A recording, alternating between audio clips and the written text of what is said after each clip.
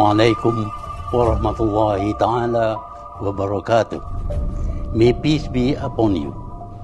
Ladies and gentlemen, first of all, I would like to thank the organizer for inviting me to share some thoughts with all the distinguished personalities present.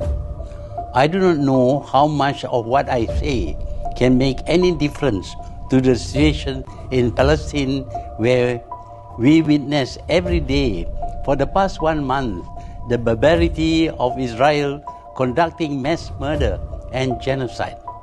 But I am bound by a very basic principle in Islam when witnessing a grave injustice, in which if I am not capable of raising my hands and joining the fight, I must speak up and oppose the tyranny. And that is what I am doing. I am now 98 years old, and I have lived through numerous phases as the world evolved.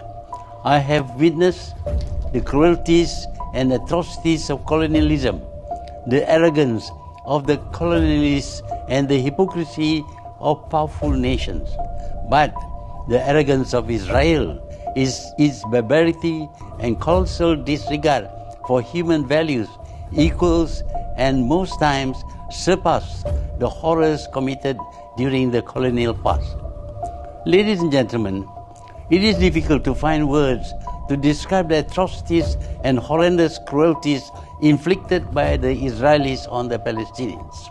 These horrors perpetrated by the Israelis are brought right into our living room as we watch them on news channels and other sources of information on social media platforms.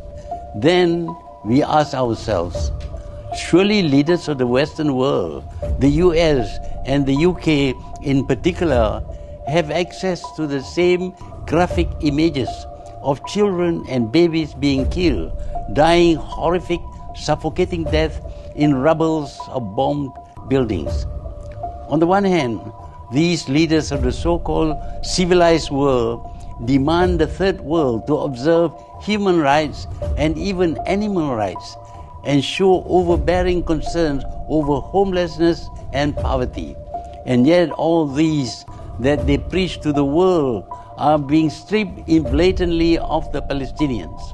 Worse, they are abetting the Israelis to deny Palestinians of their rights, their homes, while totally impoverishing them. They supply the arms and incendiaries, including phosphorus bombs, to Israel to conduct genocide on the Palestinians and deprive them of all their rights. Surprising as it may seem to most people, it is actually a consistent trait of leaders from these nations who are imperialists. If we today discover that to these leaders the lives of Palestinians are of no consequence, it was likewise to them with the lives of the Iraqis, the Afghans, Vietnamese, Japanese, Koreans, Africans, Irish, Malays, Indians, Aborigines, and Native Americans. In the past, when they were pursuing their imperialistic dominance, they labeled freedom fighters with pejoratives, which I am sure we are all quite familiar with: barbarians, rebels, savages, uncivilized, infidels, recalcitrant, and of course terrorists. As in the past, all these labeling a mere facade to distract the rest of the world from what was actually happening, the expansion of imperialism. For us, we need to be steadfast in our support for the Palestinians and call a spade a spade. Israel is an occupying force committing genocide on Palestinians who are the occupied people. Israel is being abetted to commit the atrocities by the Western powers, whose hands are as bloodied as that of the Israelis with the blood of Palestinian children and babies. And let us be clear, in any language or definition, the occupier is the evil force, and those occupied are victims. Victims of occupations have every right to rise against their occupier. and Palestine had been occupied for more than 7 decades, and we should not let ourselves be taken for a ride by the modern-day imperialists who want to confine Israel's genocidal reaction to Hamas retaliation on October the 7th. The world must be reminded that the genocide had never ceased since the illegal creation of Israel, and that it is funded and armed and fully blessed by leaders of these nations. To sum up, the Palestinians are dealing with present-day imperialists and colonialists who stick together in the pursuit of their common interests, geopolitical dominance, which in turn ensure control over crucial regional resources. Ladies and gentlemen, we have established that the Palestinians are victims of new imperialism, which means that neither Israel nor the US, neither the UK nor their Western allies are interested in seeing peace or justice being achieved. With that in mind, I cannot help but feel utterly disappointed with the recent joint Arab-Islamic Extraordinary Summit, which failed to propose any concrete or strategic measures to pressure Israel and its Western allies to stop the massacre of Palestinian civilians. Let's not fool ourselves.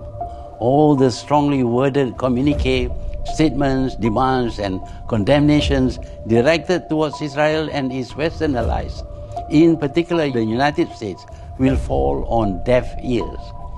As it is, the reaction from the war criminal Netanyahu is very telling, condescending and derogatory when he arrogantly said, "I say to the Arab leaders, if you want to preserve your interests, you must do one thing, remain silent."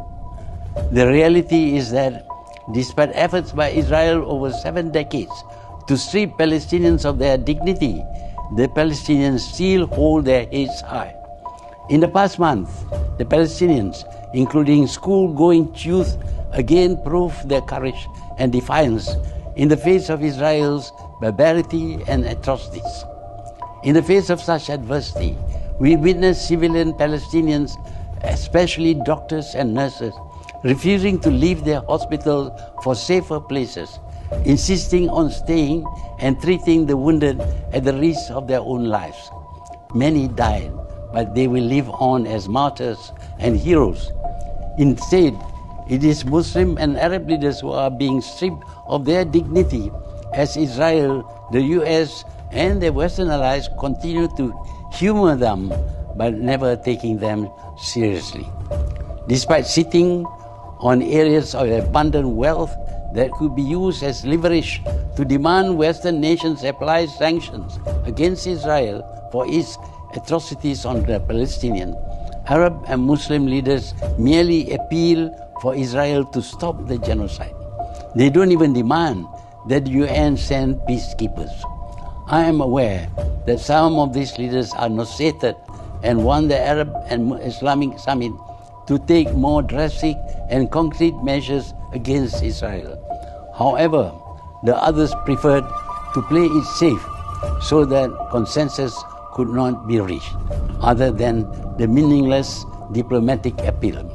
With that, the Palestinians are left at the mercy of Israel, the US, and its Western allies, and they are as culpable as Israel over the genocide.